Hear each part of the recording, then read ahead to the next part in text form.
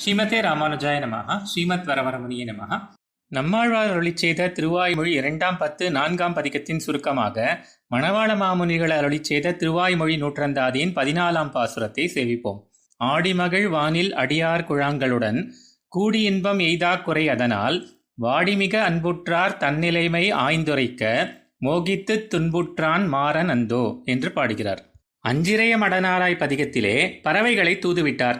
வாயும் திரைகுளம் பதிகத்தில் கண்ணால் கண்ட பொருள்களெல்லாம் தன்னைப் போலேயே பிரிவாற்றாமையினால் நோவுபடுவதாக எண்ணி அவற்றுக்குமாக தாமே நோவுபட்டார்.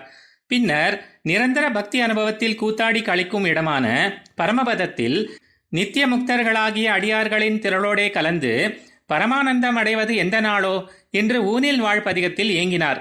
இருப்பினும் அப்படி அனுபவிக்கப் பெறாத குறையாலே மிகவும் வாட்டமடைந்த ஆழ்வார் இந்த பதிகத்திலே கரை புரண்ட காவேரியானது முடிகொண்டான் குடமுருட்டி போன்ற பெயர்களை கொண்டா போலே கரை புரண்டோடும் தன் ஆற்றாமை முழுவதையும் தன் வாயாலேயே பேச முடியாத காரணத்தால் தாய் மகள் தோழி சொல்லும் பாசுரங்களாக தாமே பேசி, அதாவது அப்படிப்பட்ட தமது நிலைமையை அன்பர்களான ஸ்ரீ மதுரகவி போல்வோர் ஆராய்ந்து சொல்லும்படியாக ஆழ்வார் மோகமடைந்து துக்கித்தார்.